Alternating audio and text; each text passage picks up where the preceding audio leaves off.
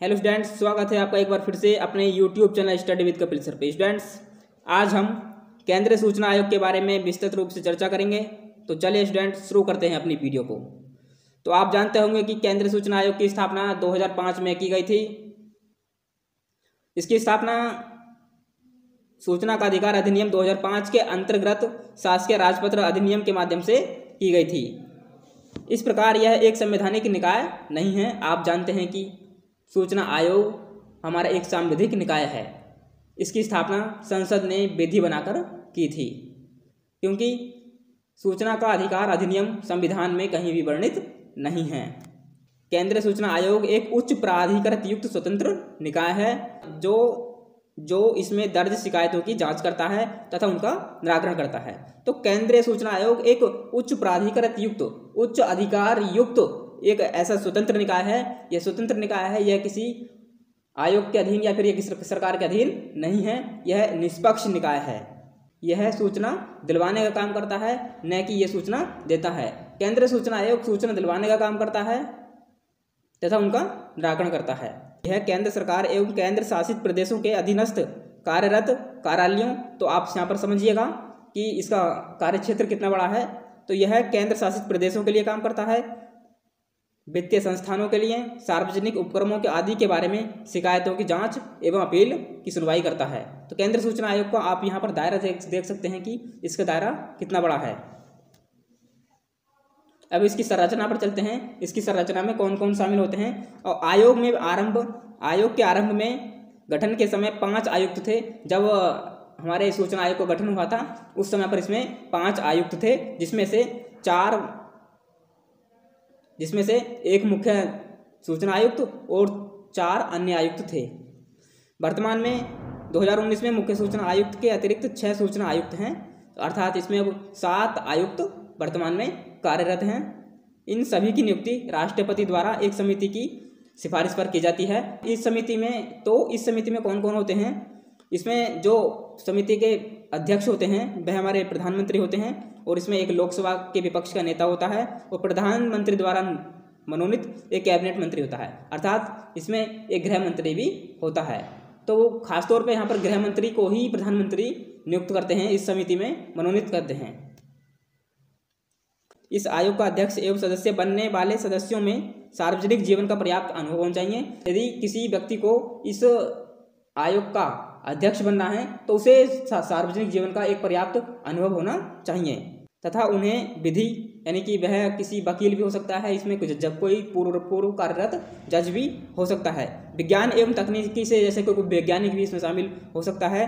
सामाजिक सेवा प्रबंधन, पत्रकारिता, कोई पत्रकार भी इसमें अध्यक्ष बन सकता है। संचार या प्रशासन आदि का विशिष्ट अनुभव होना चाहिए। तो सिंपल सी बात है कि इस आयोग का अध्यक्ष बनने के लिए, इस आयोग का सदस्य बनने के लिए उसे विधि, विज्ञान, तकनीकी, सामाजिक सेवा प्रबंधन, पत्रकारिता, जनसंचार आदि का अनुभव होना चाहिए। तो वही व्यक्ति इस सूचना आयोग का अध्यक्ष या सदस्य बन सकता है।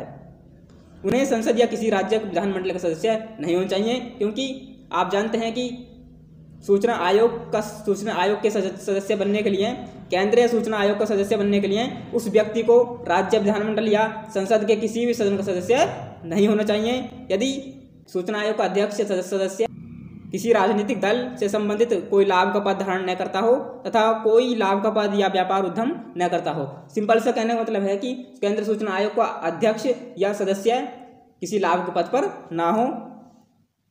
अब चलते हैं इसका कार्यकाल एवं सेवा शर्तें कौन कौन सी हैं। चलते हैं इसका कार्यकाल कितना होता है। आप जानते हैं कि मुख्य सूचना आयुक्त या फिर केंद्रीय सूचना आयोग का जो अध्यक्ष होते हैं, जो सदस्य होते हैं, इनका कार्यकाल निश्चित नहीं है। इनका कार्यकाल केंद्र सरकार द्वारा निर्धारित किया जाता है। जो इसका कार्यकाल होता है 65 वर्ष की आयु में से कोई पहले हो बने रह सकता है, यानी कि कोई व्यक्ति अंतिम स्टेज दे रखी है इसमें कि 65 वर्ष से अधिक आयु का व्यक्ति इस आयोग का सदस्य नहीं रह सकता है। उन्हें पुनर्नियुक्ति के पात्र नहीं है। यदि कोई व्यक्ति इस आयोग का सदस्य बन जाता है तो वह दोबारा से इस आयोग का सदस्य नहीं रह सकता है, अर्थात वह पुनर्नियुक्ति का पात्र नहीं है।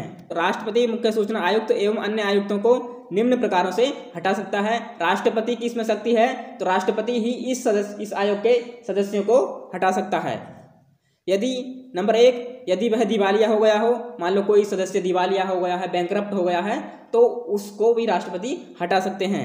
यदि उन्हें नैतिक चरित्रहीनता के आधार पर अपराध के संबंध में दोषी करार दिया गया हो, तब भी राष्ट्रपति उसे हटा सकते हैं। यदि वे अपने कार्यकाल के दौरान अन्य किसी लाभ के पद पर हो, तब राष्ट्रपति उन्हें पद से हटा सकते हैं। यदि वह मानसिक या शारीरिक रूप से दिवालिया हो गया हो, वह शारीरिक या मानसिक रूप से अपने दायित्वों का निर्वहन करने में अक्षम हो, तो राष्ट्रपति उस व्यक्ति को पद से हटा सकते हैं।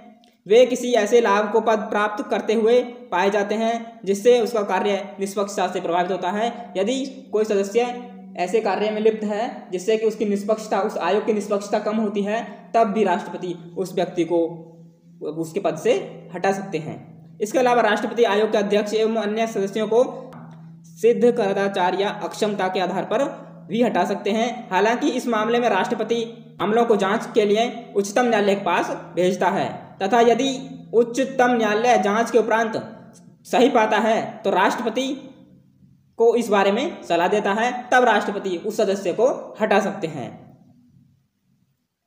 उसके उपरांत राष्ट्रपति अध्यक्ष एवं अन्य सदस्यों को पद से हटा देते हैं। मुख्य सूचना आयुक्त के वेतन, भत्ते एवं अन्य सेवा शर्तें केंद्र सरकार द्वारा समय समय पर निर्धारित किए जाते हैं, लेकिन उनके सेवा काल के दौरान उनके वेतन भत्तों में कोई गैर लाभकारी परिवर्तन नहीं किया जा सकता है। कहने का स्पष्ट मतलब है कि राष्ट्रपति उनको हटा सकते हैं, नंबर 1। नंबर 2, उनके सेवाकाल के दौरान उनके वेतन भत्ते में कोई गैर लाभकारी परिवर्तन नहीं किया जा सकता है। केंद्र सूचना आयोग के कार्य एवं शक्तियां इस प्रकार हैं। आखिर केंद्र सूचना आयोग क्या करता है? कुछ लोग कहते हैं कि केंद्र सूचना आयोग सूचना देने का काम करता है, लेकिन वास्तविकता तो यह है कि केंद्रीय सूचना आयोग सूचना दिलवाने का काम करता है। यह उस कार्यालय से, उस ऑफिस से सूचना दिलवाने का प्रयास करता है कि जिसने आपको सूचना देने से मना कर दिया है। कुछ लोग, पहले क्या होता था कि जब हमारा 2005 से पहले कोई व्यक्ति किसी ऑफिस से सूचना मांगने गया तो उस ऑफिस ने उसको सूचना देने से मना कर दिया। क्यों मना कर दिया? क्योंकि उससे पहले कोई हमारा कानून बना हुआ नहीं था। इसके पश्चात 2005 में हमें संसद ने इस कानून को बनाया। कानून बनाने के पश्चात इसे लागू किया। लागू करने के पश्चात अब कोई व्यक्ति किसी ऑफिस से सूचना मांगता है तो उसके खिलाफ अब कार्यवाही की जा सकती है। अब चलते हैं इसके कार्यों की तरफ। तो केंद्रीय सूचना आयोग के कार्य एवं शक्तियां कौन कौन सी हैं, यह कौन कौन से कार्य करता है? कुछ लोग कहते हैं कि केंद्रीय सूचना आयोग सूचना देने का कार्य करता है, लेकिन केंद्रीय सूचना आयोग ऐसा नहीं करता है। वह सूचना दिलवाने का काम करता है, अर्थात केंद्रीय सूचना आयोग उस ऑफिस से सूचना दिलवाने का काम करता है जिस ऑफिस ने आपको मना किया था कि हम आपको सूचना नहीं देंगे। तब आप केंद्र सूचना आयोग में जाकर शिकायत कर सकते हैं और उस ऑफिस से सूचना मांग सकते हैं। तो चलिए इसके कार्य की तरफ चलते हैं। इसका पहला कार्य है, आयोग का यह दायित्व है कि वे किसी व्यक्ति से प्राप्त निम्न जानकारी एवं शर्तों का निराकरण करें। नंबर 1, जन सूचना अधिकारी की नियुक्ति न होने के कारण किसी सूचना को प्राप्त करने में असमर्थ रहा हो। यदि कोई व्यक्ति किसी ऑफिस से सूचना मांगने गया, तब ऑफिस ने यह कहकर टाल दिया कि हमारे यहाँ पर तो जन सूचना अधिकारी ही नहीं है, तब व्यक्ति केंद्र सूचना आयोग में जाकर खिलाफ उस ऑफिस के खिलाफ, उस कार्यालय के खिलाफ शिकायत कर सकता है। उसने चाहिए गई जानकारी देने से मना कर दिया गया हो। दूसरा, आपने कोई सूचना किसी ऑफिस से मांगी, ऑफिस ने आपको सूचना देने से मना कर दिया। उसने चाहिए गई जानकारी निर्धारित समय से प्राप्त नहीं हो, तो आपने किसी ऑफिस से जानकारी मांगी और उसने वह जानकारी आपको पर्याप्त समय में नहीं दी, लेकिन उस समय के बाद दी, तब भी आप केंद्र सूचना आयोग में जाकर अपील कर सकते हैं। यदि उसे लगता है कि सूचना के एवज में मांगी गई फीस सही नहीं है, तब भी यदि उसे लगता है कि उसके द्वारा मांगी गई सूचना अपर्याप्त, झूठी या भ्रामक है, तब आप जाकर सूचना आयोग में अपील कर सकते हैं। सूचना प्राप्ति से संबंधित कोई अन्य मामला, उसके बारे में भी आप जाकर सूचना आयोग में अपील कर सकते हैं। यदि किसी, नंबर 2 है इसमें, यदि किसी ठोस आधार पर कोई मामला प्राप्त होता है तो आयोग ऐसे मामले की जांच का आदेश दे सकता है। जांच करते समय निम्न मामलों के संबंध में आयोग को दीवानी शक्तियां प्राप्त होती हैं। तो आयोग को यहाँ पर कुछ दीवानी शक्तियां भी प्राप्त हैं। किन किन मामलों में आयोग को दीवान शक्तियां प्राप्त हैं? किसी न्यायालय या कार्यालय से सार्वजनिक दस्तावेज की मांग कर सकता है।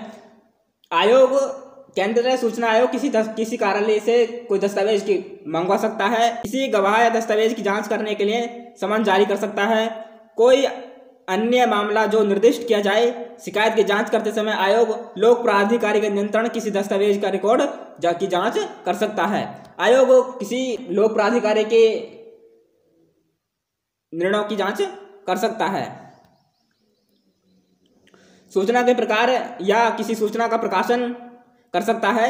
रिकॉर्ड के प्रबंधन, रख रखाव, विनिष्टीकरण की रीतियों में से किसी प्रकार का आवश्यक परिवर्तन, सूचना के अधिकार के बारे में प्रशिक्षण की व्यवस्था का। इस अधिनियम के अनुपालन के संदर्भ में लोक प्राधिकारी से वार्षिक प्रतिवेदन मांगता है। आपको पता होगा कि केंद्रीय सूचना आयोग लोक प्राधिकारी से वार्षिक सूचना प्रतिवेदन मांगता है।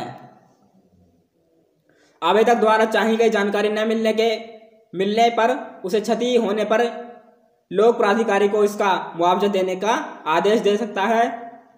इस अधिनियम के अंतर्गत अर्थदंड लगाना भी शामिल है। किसी याचिका को अस्वीकार करना इस आयोग का एक कार्य है। इस अधिनियम के क्रियान्वयन के संदर्भ में आयोग अपना वार्षिक प्रतिवेदन केंद्र सरकार को प्रस्तुत करता है। केंद्र सरकार इस प्रतिवेदन को दोनों सदनों के पटल पर रखती है। केंद्र सरकार संसद के दोनों सदनों पर इसके प्रतिवेदन को रखती है। तब जब कोई लोक प्राधिकारी इस अधिनियम का पालन नहीं करता है तो आयोग इस संबंध में आवश्यक कार्यवाही कर सकता है। ऐसा कदम उठा सकता है जो इस अधिनियम का अनुपालन करने के लिए सुनिश्चित करे। स्टूडेंट्स, यदि आपको वीडियो अच्छी लगी हो तो वीडियो को लाइक, चैनल को सब्सक्राइब जरूर करें। मिलते हैं नेक्स्ट वीडियो में, तब तक के लिए जय हिंद।